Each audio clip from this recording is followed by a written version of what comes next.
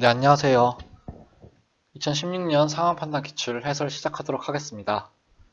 네, 1문. 다음 글을 근거로 판단할 때 옳은 것은, 우선 지문을 먼저 볼게요.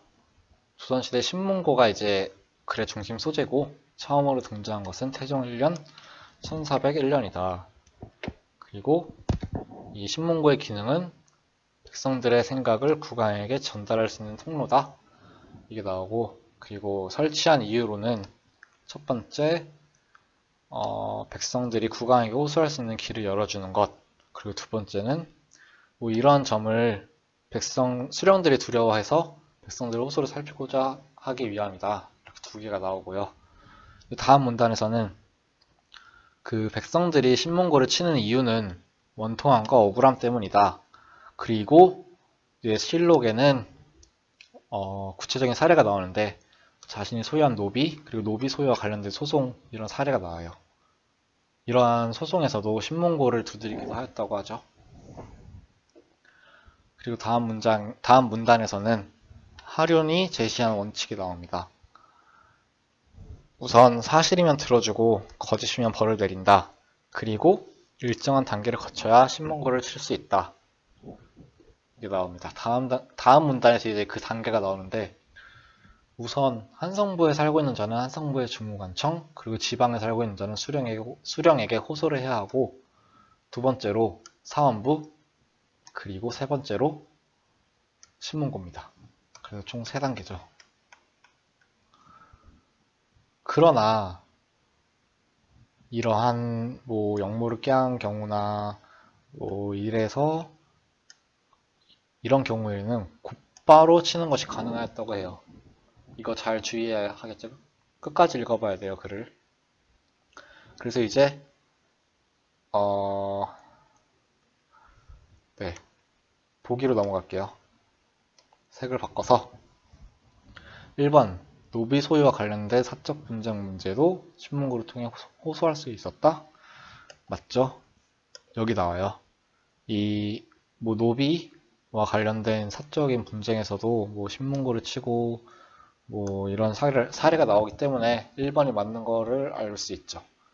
그리고 2번은 한성부에 살고 있는 갑은 신문고를 치기 전까지 3번의 단계를 거쳐야 했다. 한성부에 살면 이, 이 마지막 문단에 따르면 한성부의 주무관청, 이게 첫 번째죠. 그 다음에 사헌부, 그 다음에 신문고입니다. 그렇기 때문에 신문고를 치기 전까지 2단계를 거쳐야 하면 됐고, 그리고 뭐 이러한 경우에는 아무런 단계 없이 곧바로 이제 1단계가 이제 신문고를 치는 것이 가능한 경우도 있었습니다. 그래서 최소 3번은 틀렸습니다. 그리고 3번 종묘사직의 안위에 관한 문제를 고발할 때에는 종묘사직의 안위 그리고 더욱 엄격한 단계를 거쳐야 신문고를 칠 수 있었다?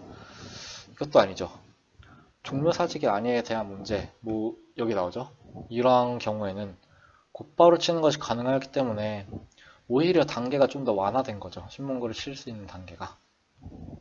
그리고 4번 백성이 수령에게 억울함을 직접 호소할 수 있는 길을 열어주기 위해 태종 때 신문고가 모든 관에 설치되었다? 맞나요? 우선 신문고는 백성들이 국왕에게 자신의 생각을 전달할 수 있는 통로, 그리고 뭐 국왕에게 호소할 수 있는 길이 되기 위해서 만들어진 거기 때문에 수령에게 직접 억울함을 호소하는 경우는 아니고, 그리고 태종 때 만들어진 것은 맞지만 모든 관아에 설치된 게 태종 때다?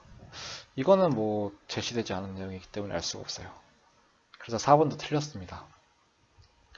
5번 하류는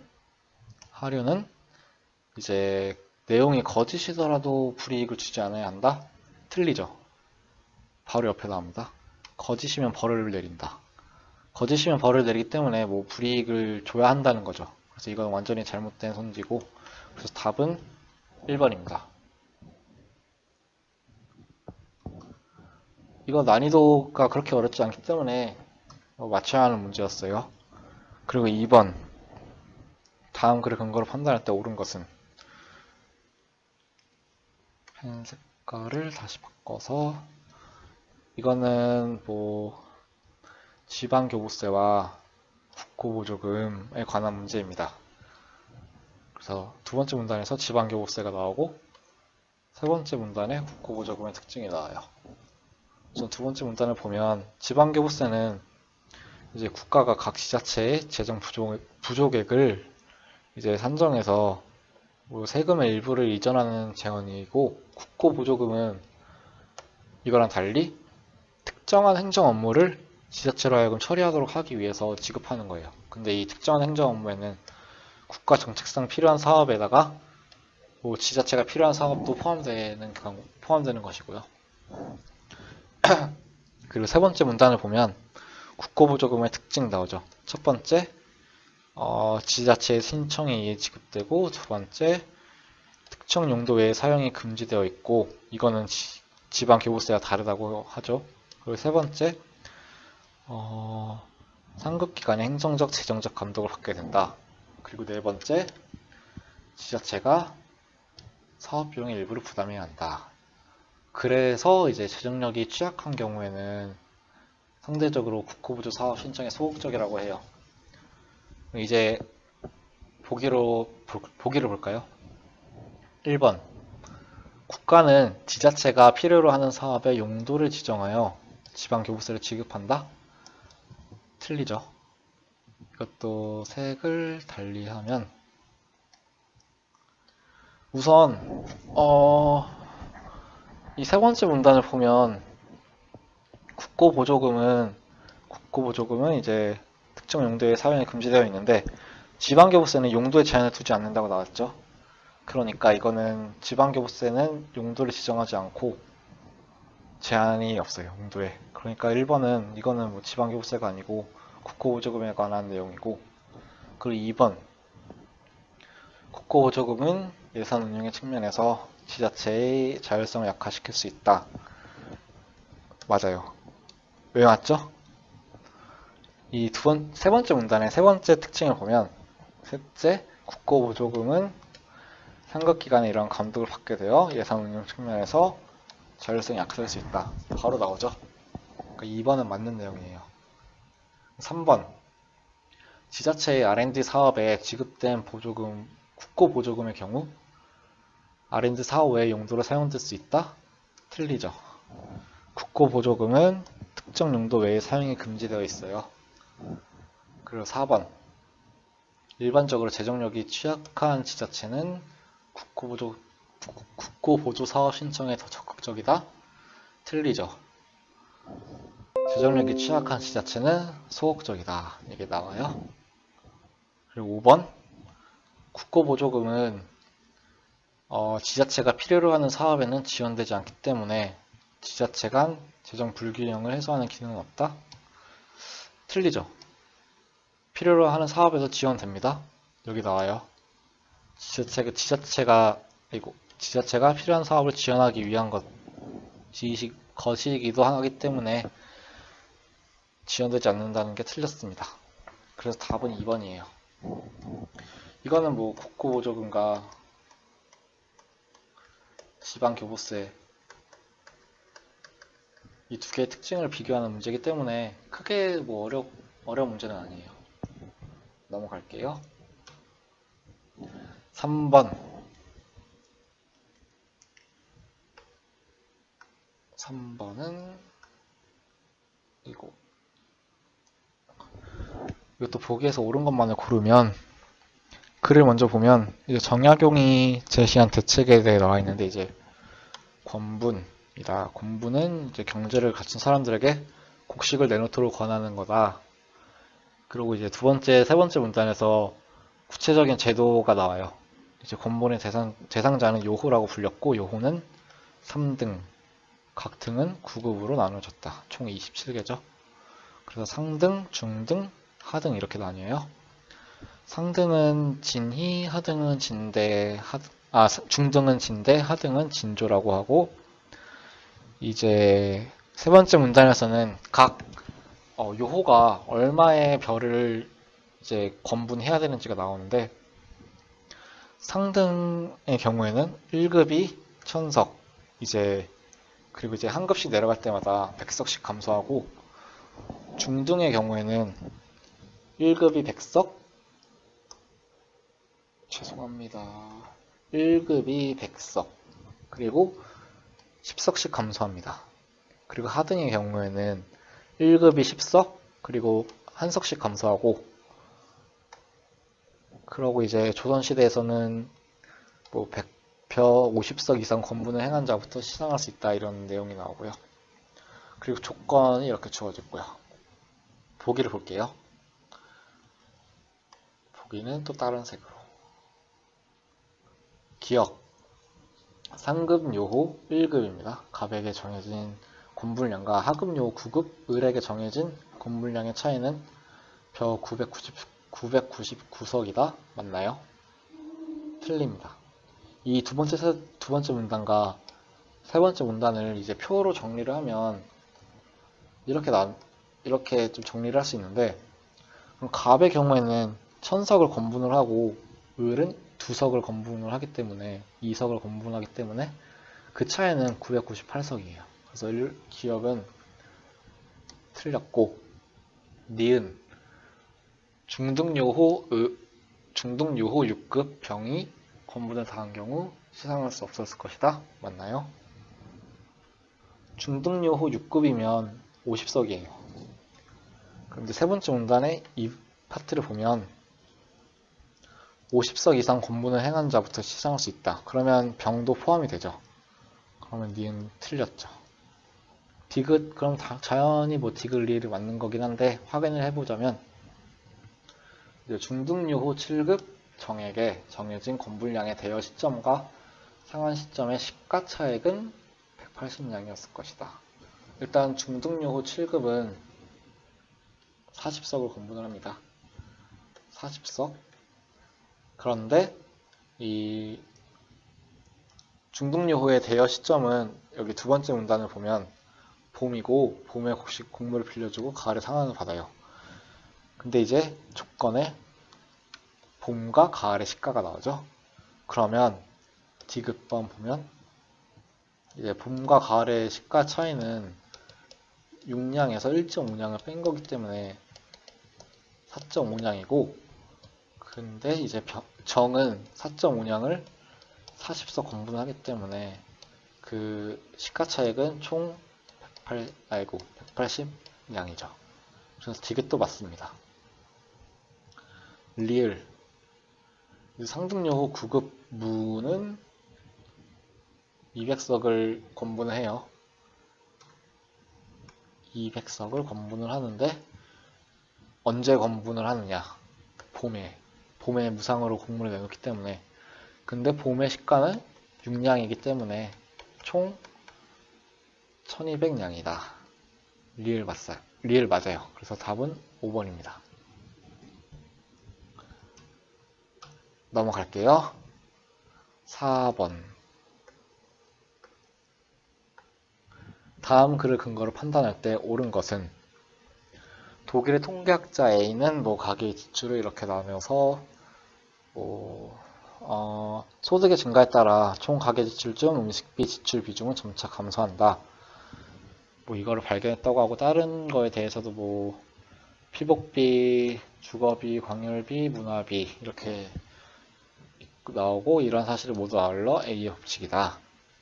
특히 이 가운데서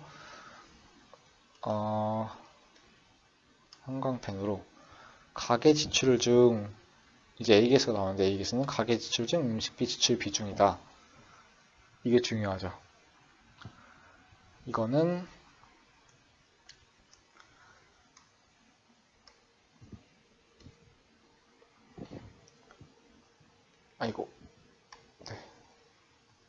소득 수준이 높을수록 낮아지고 소득 수준이 낮을수록 높아진다고 해요. 그러고 이제 비계수가 나오는데, 비계수는 형광펜으로 하면 색을 달리해서, 비계수는 가계 지출 중 자녀 교육비의 비중이에요. 그래서 이거를 정리를 해보면 A계수는 이렇게 나올 수 있고 B계수는 이렇게 정리를 할 수 있어요. 그리고 이제 보기를 볼게요. 1번. 가계 소득이 증가할 때 A계수와 B계수는 모두 높아질 것이다. 이거는 틀리죠. 왜 틀리냐? 우선 A계수를 보면 여기서 소득 수준이 높을수록 낮아진다고 했죠. 그렇기 때문에 A계수는 당연히 가계소득이 증가하면 낮아진다고 봐야 할 것이고, B계수의 경우에는 주어진 정보가 이것밖에 없는데, 이걸 보면 이제 가계소득 하위 20% 가구는 가계지출의 10%를 교육비에 지출을 하는데, 상위 20% 가구는 20%를 교육비에 지출을 한다고 하니까 가계소득이 높을수록 교육비의 비중이 크다고는 볼 수 있는데, 근데 그걸 이제 또 일반화하기에는 좀 부족하죠, 정보가. 그러니까 비계수는 알 수 없다가 됩니다. 그래서 기억은 틀리고, 1번은 틀린 내용입니다.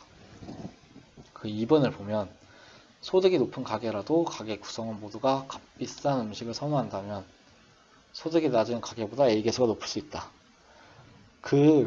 여기서 소득 수준이 높을수록 낮아지고, 소득 수준이 높을수록 낮아지고, 이거는 일종의 경향이기 때문에, 반드시 그렇다고 봐서는 안 되는 거예요. 그래서, 가계 지출 중 음식비 지출 비중이, 네.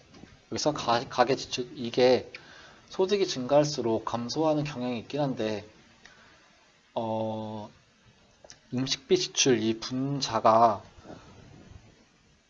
커지게 되면, 이 가게 구성 모두가 값비싼 음식을 선호하게 되면 분자가 커지게 되겠죠? 그러면 이제 소득이 낮은 가게보다 A계수가 높을 수 있죠, 충분히. 그리고 2번은 맞는 내용이에요. 3번. A의 법칙에 의하면 소득이 증가할수록 음식비 지출액이 줄어든다. 이거는 아니죠. 여기를 보면 소득의 증가에 따라 뭐가 감소하죠? 가계 지출 중 음식비 지출 비중이 감소하는 거예요. 음식비 지출액 자체가 아니고 비중. 그러니까 비중과 절대적인 액수를 잘 구별을 하셔야 돼요. 3번도 틀렸고, 4번.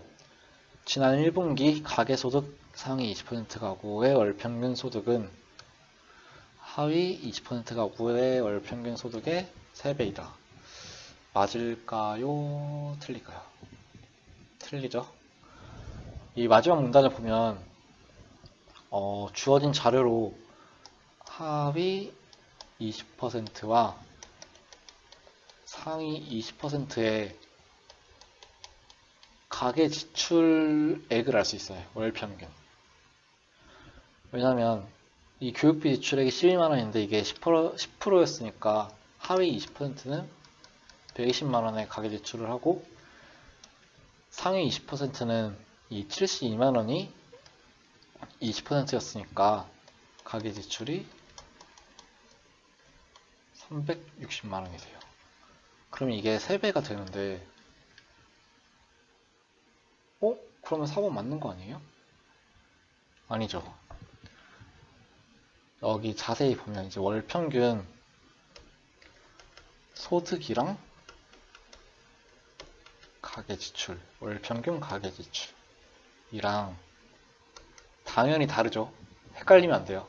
4번도 틀린 내용이에요. 그리고 5번을 보면 지난 1분기 가계소득 분위별 교육비 지출의 현황을 보면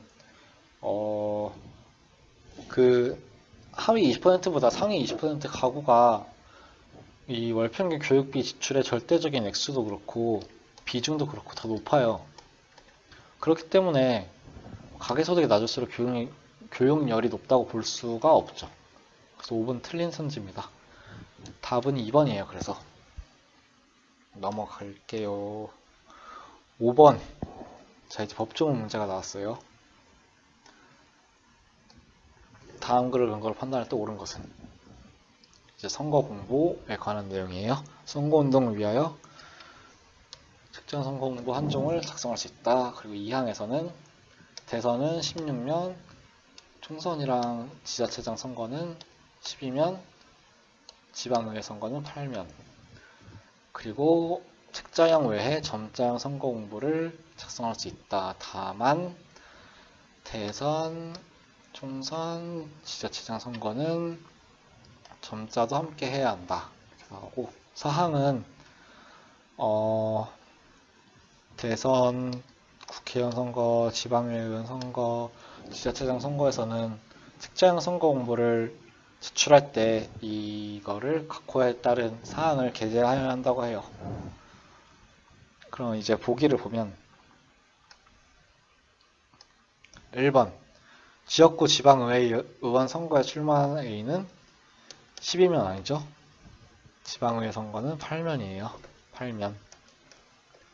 1번 틀렸고 2번 지역구 국회의원 선거에 출마한 B는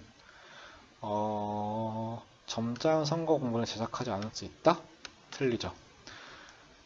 이 사망의 단서를 보면 이 지역구 국회의원 선거에 출마한 후보자는 책자형 선거 공보 제작 시 점자형 선거 공보도 함께 작성해야 한다고 해요. 그러니까 이제 2번 틀린 거고 3번 지역구 지방의회 의원 선거에 출마한 C는 책자형 선거 공보를 제출할 경우 친손녀의 재산 총액을 표시할 필요가 없다? 틀리죠. 이거는 사항의 1호를 보면 되는데 재산 상황, 그래서 후보자, 배우자, 직계 존 비속에 재산 총액을 게재하여야 한다고 합니다. 그런데 이제 친손녀는 여기 직계 존 속에 직계 비속에 해당되기 때문에 표시를 해야 하죠. 그러니까 이제 3번도 틀린 내용이에요. 그리고 이제 4번 지역구 국회의원 선거에 출마한 D는 아버지, 아들, 손자의 병역 사항을 표시하여야 한다. 이거는 이 사항 2호에 관련된 내용이죠. 이거는 후보자와 직계 비속의 병역 사항을 표시해야 하는 조항인데 그러면 아버지는 직계 존속이기 때문에 해당되지 않죠. 그래서 4번도 틀렸습니다. 그럼 답은 5번인데 5번을 보면 지역구 국회의원 선거에 출마한 E는 이렇게 판단할 경우 제작하지 않을 수 있다. 맞아요. 1항을 보면 후보자는 선거운동을 위하여 한 종을 작성할 수 있다. 이렇게 나오기 때문에 이거는 그냥 의무조항이 아니죠. 그러니까 하기 싫으면 안 해도 되는 거예요. 그래서 5번이 맞는 내용입니다.